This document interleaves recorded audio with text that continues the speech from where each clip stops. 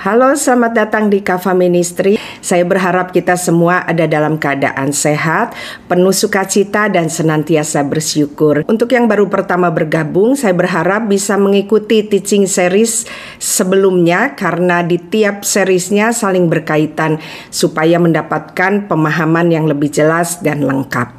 Oke, sekarang pembahasan terakhir dari tema love ini dari 2 seri yang sudah kita bahas. Saya janji saya akan membahasnya dari segi anatomi otak. Kita akan melihat benang merahnya. Jadi dengan kita melihat ilmu kedokteran dalam hal ini anatomi otak, bukan untuk saya mau mengatakan bahwa secara literal, tapi dengan membuka anatomi otak ini kita punya dimensi tambahan atau tambahan jendela untuk melihat dengan sudut pandang lebih lagi, mendapatkan gambaran yang lebih jelas yang tertulis di Alkitab. Nah, sekarang saya mengajak kita semua untuk melihat kepada yang namanya anatomi otak. Ternyata apa yang kita bahas tadi tentang tempat yang disediakan buat mempelai wanita waktu dibawa ke rumah keluarga dari bapaknya yang disebut dengan insula, itu ada juga di otak kita. Ternyata di otak kita ada juga yang namanya insula. Sebelum saya mau sampaikan lebih lagi, saya mau sampaikan bahwa ilmu kedokteran dalam hal ini adalah hanya sebagai alat untuk kita bisa melihat lebih lagi. Jadi waktu kita membahas cinta Tuhan, jadi seperti tadi waktu kita mau Tuhan memberi pengertian tentang cintanya, dia sudah intervensi kepada orang Ibrani kuno untuk membuat prosesi pernikahan bisa kita pelajari sekarang. Sehingga dari situ kita bisa melihat semua proses yang Tuhan kerjakan untuk menjelaskan apa yang Tuhan maksudkan, untuk menjelaskan apa yang Tuhan lakukan dan Tuhan inginkan dari kita. Demikian juga saya melihat waktu kita bicara tentang alam semesta atau galaksi dan tata surya, saya melihat dan saya perhatikan ada beberapa literatur juga yang menulis ada kesamaan juga dengan apa yang ada di otak kita. Jadi saya melihat bahwa Tuhan bekerja dengan satu sistem. Sebenarnya yang kita bisa melihat tadi dari tradisi Ibrani kuno kita bisa melihat. Nah, hari ini kita mau melihat juga dari tata surya dan galaksi, kita juga bisa melihat Tuhan.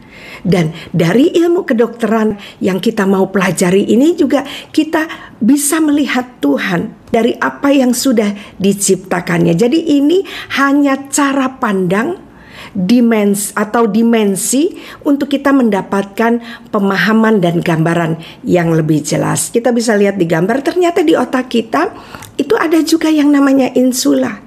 Nah, kita mau lihat apakah insula ini menggambarkan apa yang ada tadi kita bahas di Alkitab. Kita lihat ya sama-sama apa itu insula. Nah, kalau kita lihat di gambar, insula itu warnanya yang warna hijau ya. Aslinya tidak hijau. Itu hanya untuk memudahkan supaya kita bisa belajar.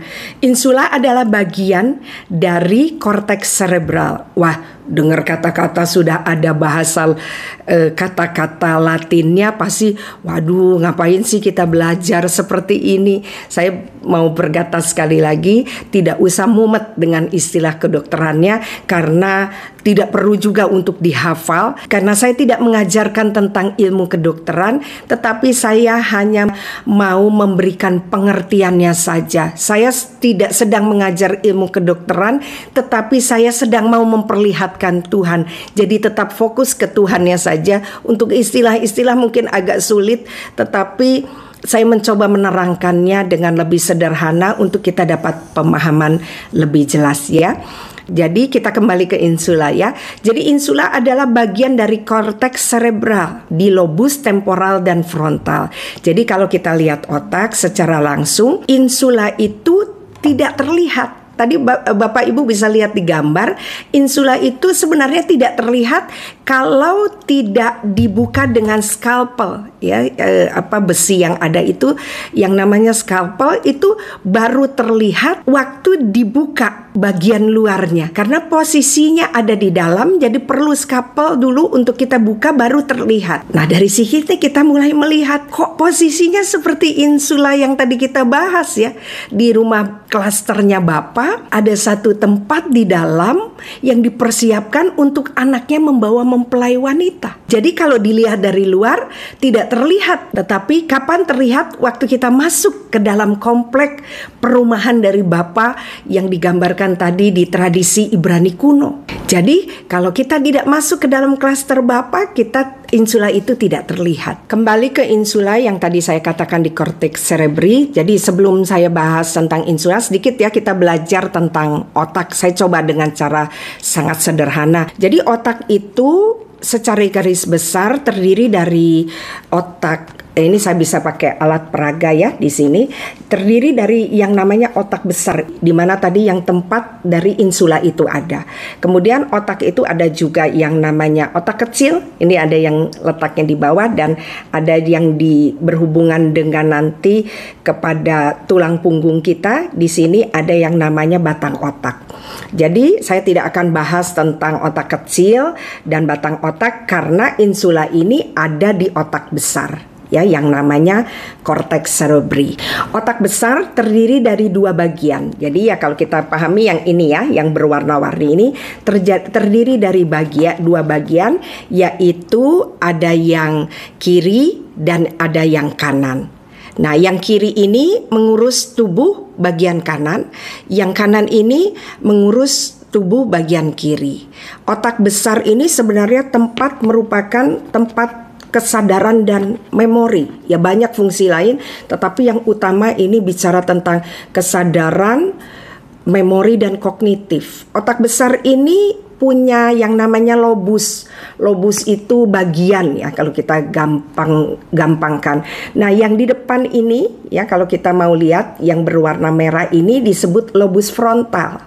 Nah, di dalamnya ini berperan dalam intelektual, memori, emosi, kepribadian, proses berpikir, penalaran, pengambilan keputusan, perencanaan. Nah, ini makanya otak di bagian depan ini sangat penting sekali yang namanya bagian lobus frontal. Selanjutnya dari lobus frontal ada yang namanya lobus parietal. Dia lebih di belakang dari lobus frontal.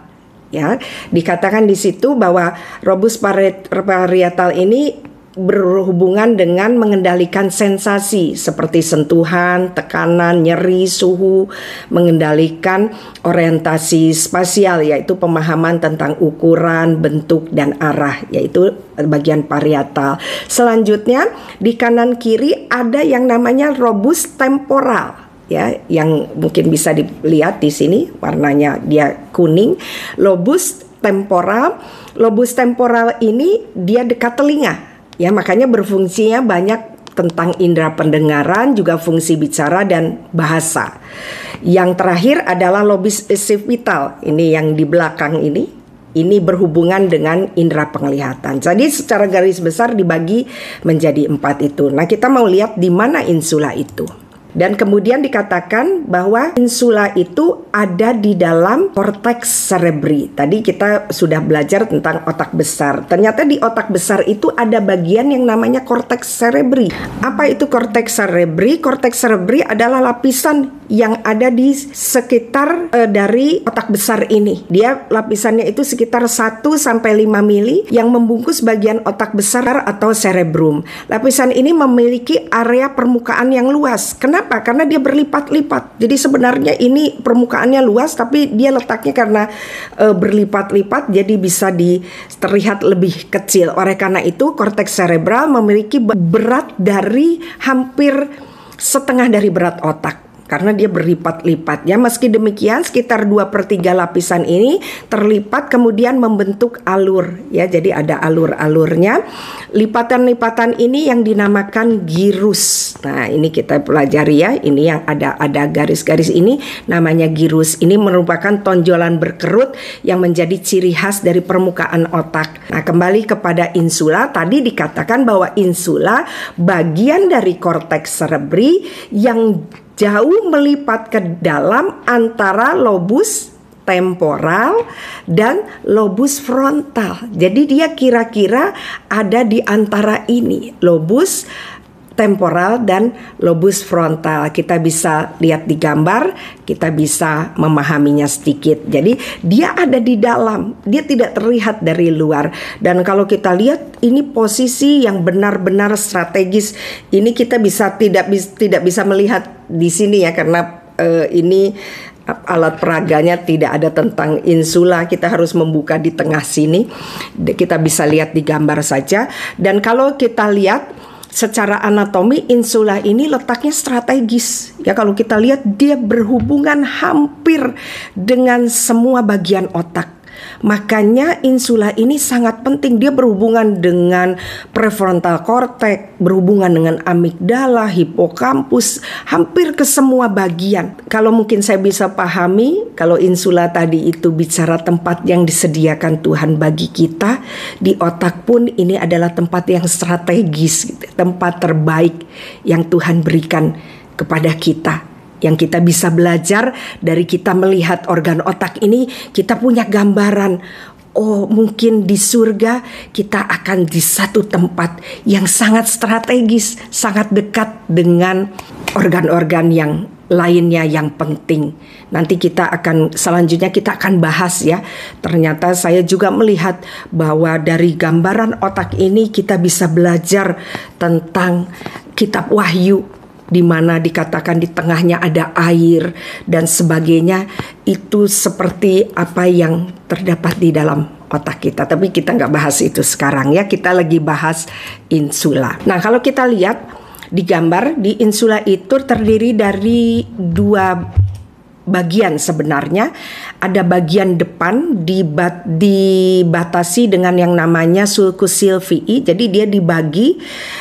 Ada bagian yang depan namanya anterior dan bagian belakang namanya posterior. Yang bagian anterior itu anterior insular cortex dan yang belakang itu posterior insular cortex. Menurut jurnal Current Trend in Neurology oleh Cacioppo, ada gambaran dari fungsional MRI bahwa pada anterior insular cortex atau insula bagian depan itu adalah tempat mengontrol cinta jangka panjang. Insular anterior atau yang bagian depan ini, saya gampangkan yang bagian depan aja ya, kita nggak usah bahasa Latinnya, diyakini bertanggung jawab atas perasaan emosional termasuk cinta keibuan. Kemarin kita bahas tentang cinta, kita melihat bagaimana kasih seorang ibu waktu menyusui anaknya. Jadi itu ada dikendalikan oleh yang namanya insula bagian depan ini. Dan cinta yang romantis berbicara kepercayaan, bicara empati. Bahkan saya dapatkan ada pernyataan bahwa keadaan penyatuan dengan Tuhan. Jadi menggambarkan hal-hal yang berhubungan dengan kasih Tuhan ada di bagian anterior ini. Dan proses cinta yang di sini adalah proses yang lahir dari pengalaman. Jadi bukan cinta seperti cinta eros yang karena dari apa yang berasal dari keinginan dan hawa nafsu. Jadi kita mulai melihat ya, ternyata di otak kita ada yang namanya insula. Dia tempatnya seperti tadi, ada di dalam, dan ternyata urusannya juga tentang cinta.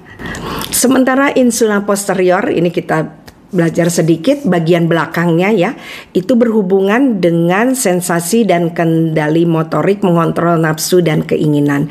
Jadi perbedaan antara cinta jangka panjang dan hawa nafsu itu bahwa yang hawa nafsu ditafsirkan hanya sebagai representatif yang relatif konkret dari pengalaman sensorik saja.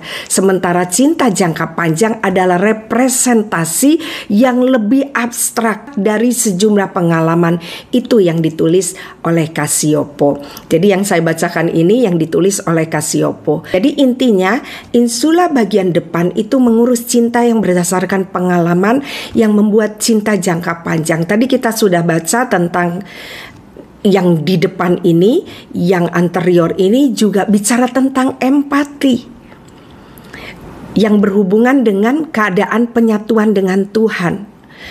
Empati itu bicara tidak memikirkan tentang diri sendiri, tetapi memikirkan tentang orang lain, bicara tentang kasih Tuhan. Tadi kita sudah baca tentang kasih dan empati yang berhubungan dengan penyatuan dan dengan Tuhan. Jadi ini menggambarkan bahwa disinilah kita itu bersatu dengan Tuhan, cinta Tuhan dan cinta kita, disinilah terjadi penyatuan. Seperti di Alkitab dikatakan di Yohanes 14 ayat 1-4, jangan gelisah hatimu, percayalah kepada Allah, percayalah kepadaku, di rumahku banyak tempat tinggal. Tuhan kita pahami dengan insula. Jika tidak demikian, tentu aku mengatakannya kepadamu, sebab aku pergi ke situ untuk menyediakan tempat bagimu. Tuhan sudah mengajarkan tentang cintanya. Dia memberikan nyawanya. Dia bicara bagaimana kita punya empati. Menyediakan tempat bagimu, dan apabila aku telah pergi ke situ dan menyediakan tempat bagimu, aku akan datang kembali dan membawa kamu ke tempatku, supaya di mana aku berada, kamu pun berada. Wow, ini sesuatu yang luar biasa ya, semakin terlihat romantika dari firman Tuhan. Dan seperti yang tadi saya sudah bagikan, dari setelah saya membahas tentang pembaharuan pola pikir ini, saya mulai melihat bahwa apa yang ada di otak kita ini banyak sekali gambaran, khususnya nanti di kitab Wahyu, bagaimana keberadaan dari surga itu. Tetapi sekali lagi saya mau katakan, ini pendapat pribadi saya ya, harus dicerna dulu. Kalau rasanya ini bisa lebih lagi menggambarkan tentang apa yang ada di Alkitab, ya boleh dipahami. Tapi kalau nggak setuju pun nggak apa-apa. Saya mau katakan bahwa gambaran dari yang ada di otak kita ini sebenarnya lah posisi dari apa yang kita pahami tentang surga. Nanti kita akan membahasnya di seri-seri selanjutnya. Kita akan melihat tentang otak ini lebih lagi jelas. Ada persamaan dengan apa yang ditulis di Alkitab tentang surga. Jadi kalau kita lihat, ada satu tempat di surga yang akan diberikan kepada kita, yaitu yang namanya insula, dan tempatnya itu sangat spesial. Kita harus masuk kepada rumah Bapa dan kita ada di dalamnya. Dan waktu di dalamnya kita itu ada di tempat yang sangat strategis. Strategis itu kalau sekarang, di zaman sekarang, rumah yang strategis itu rumah yang paling mahal. Jadi ternyata Tuhan menyiapkan tempat bagi kita nanti di surga, bukan di pojok-pojokan, tetapi tempat yang spesial. Bersama Dia yang adalah cinta, kita akan bersama dengan Dia. Saya percaya insula ini adalah tempat di mana cinta itu ada. Saya tidak bisa membayangkan apa yang dimaksud dengan cinta itu. Mungkin kalau kita nanti sudah ada di sana, kita baru memahami. Yang pasti disitulah tempat damai sejahtera, disitulah tempat sukacita, disitulah kita akan berhadapan-hadapan dengan Tuhan kita. Sungguh luar biasa ya, kita bisa melihat semuanya ini. Makanya untuk kita sampai ke tempat ini ada proses. Kita tidak bisa punya ego anak-anak sampai ke tempat yang spesial ini. Makanya tadi dikatakan harus bucin, harus merasa perlu akan Tuhan. Kalau kita tidak punya sesuatu yang bucin dengan Tuhan, mustahil kita akan sampai ke tempat yang spesial ini. Rindu nggak kita sampai di tempat ini? Kalau rindu, ayo kita sama-sama perbaharui pola pikir kita. Kita terus ingin menjadi serupa dengan Tuhan. Kita mempersiapkan kedatangan mempelai pria dengan berdandan sebaik-baiknya. Apa yang kita dandani, karakter kita, supaya menjadi serupa dengan karakter Allah, sehingga kita bisa menjadi satu dengannya.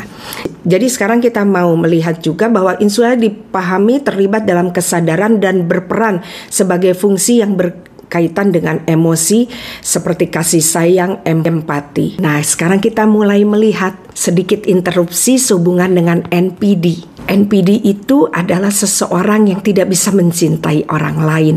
Kalau kita membahas, nanti kita di seri NPD yang ketiga ya, kita akan membahas tentang NPD.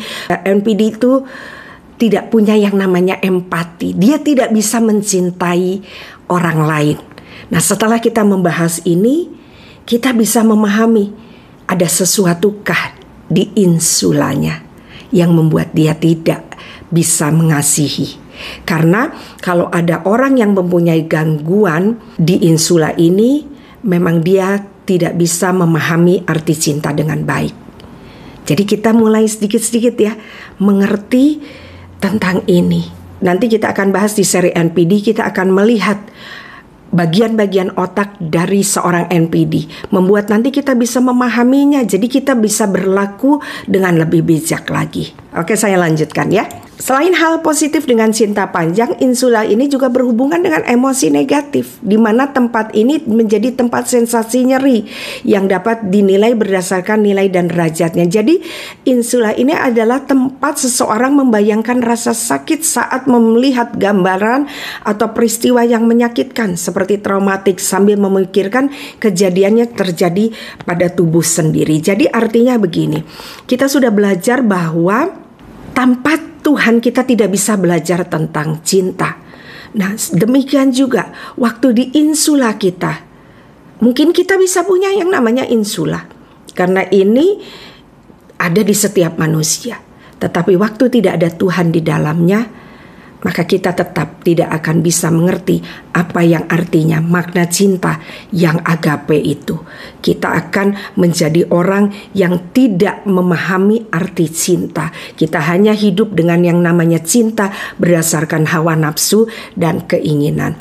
Dan kemarin kita sudah belajar dari Karen Hanna, apabila seorang laki-laki dan perempuan itu dalam kata bahasa Ibraninya itu terdiri dari 2 huruf yang artinya adalah api. Baru waktu dimasukkan unsur Allah di dalamnya, maka yang artinya api itu bisa menjadi laki-laki, kepada yang satu lagi bisa mengartikan perempuan. Di insula pun harus ada Tuhan yang menggambarkan cinta agape. Tanpa ada Tuhan, kita bisa punya insula, tapi insula kita punya cinta yang negatif, yang hanya berisi hawa nafsu dan keinginan. Nah, kita mau punya insula yang sama dengan Tuhan, supaya kita bisa nanti juga satu waktu kita benar-benar ada di yang namanya real insula di dalam kerajaan Bapa itu. Itu kerinduan kita semua ya. Makanya apabila insula tidak baik atau tidak sehat, yang terjadi adalah kita tidak punya pemahaman yang namanya cinta jangka panjang. Karena memang tidak bisa, karena mengalami kerusakan dan karena memori yang menurun sehingga mudah mengalami yang namanya kecanduan. Saya singkat saja supaya lebih mudah. Di insula ini pun kalau bukan berisi cinta yang jangka panjang, kita akan menjadi cinta yang kita sebut dengan nama kecanduan, yang hanya berasal dari emosi yang labil. Kita sulit punya yang namanya empati. Makanya orang-orang yang mengalami kecanduan dengan pornografi, kalau dilihat itu insulanya juga tidak sehat, tidak baik. Makanya mereka tidak bisa melawan untuk memberhentikan apa yang disebut dengan kecanduan pornografi atau juga visual opiat. Makanya di sini biasanya orang-orang yang mengalami insulanya rusak, ini juga selain mereka jatuh dalam pornografi, mereka punya emosi yang labil, mereka mudah takut, pemarah dan sebagainya. Ya, saya tidak akan bahas lebih jauh, tapi setidaknya kita punya gambaran tentang apa itu insula. Jadi kita sudah melihat ternyata di otak kita juga ada yang namanya insula, dan kalau kita lihat sama dengan apa yang ditulis dengan Alkitab, dan kita melihat pemahamannya lebih jelas lagi untuk kita bisa mengerti, oh nanti gambaran di surga itu kita akan dapatkan insula itu tempat yang strategis, tempat di mana cinta itu ada, tempat yang sedang dipersiapkan Tuhan untuk kita semua. Nah, kita sudah membahas tentang cinta 2 seri, di seri 2 dan seri 3 ya. Kita sudah melihat dari kata ahava menggambarkan cinta yang merupakan kesatuan dari Allah Bapa dan manusia ciptaannya, dan kesatuan dengan Tuhan inilah yang dapat membuat kita dapat mencintai Tuhan dan mencintai sesama kita. Bicara kita menjadi satu dan atau yang namanya ehad. Dan di seri ini kita melihat proses cinta yang Tuhan mau gambarkan, kita mau menjadi satu dengan gerejanya, digambarkan dengan proses tradisi pernikahan Ibrani kuno, di mana janji Tuhan untuk menyediakan tempat bagi kita ternyata di dalam anatomi tubuh juga Sehingga kita temukan yang namanya insula dan posisinya juga seperti tersembunyi dan terlindung dan terletak di tempat yang strategis. Dan ternyata dari penelitian Casiopo ditemukan bahwa insula bagian depan itu berhubungan dengan cinta jangka panjang. Bicara proses manusia untuk memahami cinta sesungguhnya, sehingga kita punya yang namanya empati. Dan kita melihat bila insula ini rusak, maka kita tidak dapat memahami yang namanya tentang cinta jangka panjang ini. Apalagi kita mau pahami cinta agape. Jadi terlihat di sini bahwa pentingnya harus ada unsur Tuhan di dalam kita. Maka dengan adanya unsur Tuhan di dalam kita membuat kita bisa memahami tentang cinta Tuhan yang kita pahami dengan yang namanya agape. Dan kalau insula kita tidak baik atau mengalami rusak, itulah yang terjadi pada seseorang yang mengalami gangguan kepribadian narsistik. Mereka itu mengalami gangguan di insula ini. Nanti kita akan bahas lebih lanjut tentang NPD ini. Dan kita lihat juga di insula yang rusak ini membuat seseorang mudah jatuh kepada yang namanya kecanduan. Kecanduan apa? Kecanduan yang khususnya berhubungan dengan tentang cinta ini. Cinta yang hanya terdiri dari keinginan dan hawa nafsu. Bicara eros. Makanya orang yang kecanduan pornografi ini pun terlihat juga emosi mereka labil. Dan sudah pasti mereka tidak membawa Tuhan di dalamnya. Dan mungkin kalau ada orang yang sedang menonton ini mengalami kecanduan pornografi, apa yang dilakukan? Hanya satu, minta Tuhan masuk di dalam kita untuk mengajarkan kita tentang cinta sesungguhnya. Sesimpel itu, asal kita mau sungguh-sungguh punya kerinduan mendekat kepadanya. Dan sekali lagi saya rindu untuk membacakan firman Tuhan yang menurut saya ini sangat romantis. Ya, dikatakan Yesus sebagai doanya di Yohanes 14 ayat 1-4. Jangan gelisah hatimu, percayalah kepada Allah, percayalah juga kepadaku. Di rumah Bapakku banyak insula. Jika tidak demikian, tentu aku mengatakannya kepadamu, sebab aku pergi ke situ untuk menyediakan insula bagimu. Dan apabila aku telah pergi ke situ dan telah menyediakan insula bagimu, aku akan datang kembali dan membawa kamu ke insula yang ada di surga, membawa kamu ke tempatku. Bicara insula yang ada di surga, supaya di mana aku berada, kamu pun berada, dan kemana aku pergi, kamu tahu jalan ke situ. Oke, itu yang bisa saya bagikan hari ini. Semoga di Paskah ini saya bisa memberikan pemahaman tentang cinta lebih lagi, supaya kita lebih lagi mencintai Tuhan yang sudah lebih dahulu mencintai kita. Semoga ini bisa dipahami dan bisa menjadi berkat. Dan apabila Anda merasa diberkati, saya berharap mohon di-sharekan supaya semakin banyak orang yang mengalami pembaharuan pola pikir, sehingga kita terus dibangun menuju ke pembentukan karakter yang sempurna untuk menjadi segambar dengan Tuhan dan siap untuk menjadi mempelai Kristus. Oke, cukup sekian apa yang saya bagikan tentang cinta. Semoga bisa memberkati, dan saya berharap semua ada dalam keadaan sehat, baik secara fisik maupun psikis. Dan terima kasih atas perhatiannya. I love God and I love you with all my insula. Tuhan Yesus memberkati.